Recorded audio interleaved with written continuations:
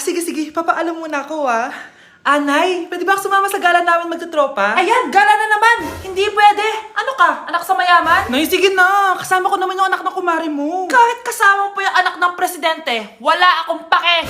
Si nanay naman, napaka-KJ. Mabastos to, Nag-walk out pa. A few moments later.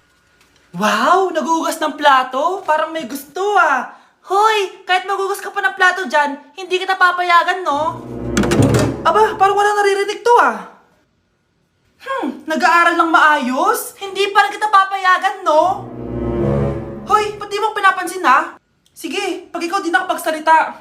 Ano kaya problema nun ni Scarlett? Ba't di ako pinapansin? Siguro nagtampo yun sa akin kasi di ko siya pinayagan. Anak, please pansinin mo na ako. Pwede ka nang gumala. Sige, pinapayagan na kita. Sino yun? Wait lang, anak. Sino yan?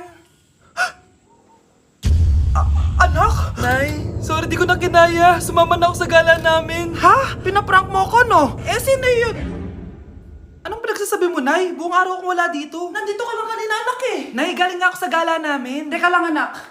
Anak? Yes, Nay? Alam mo, itulog mo yan, Nay. O, di ba, anak? May takot.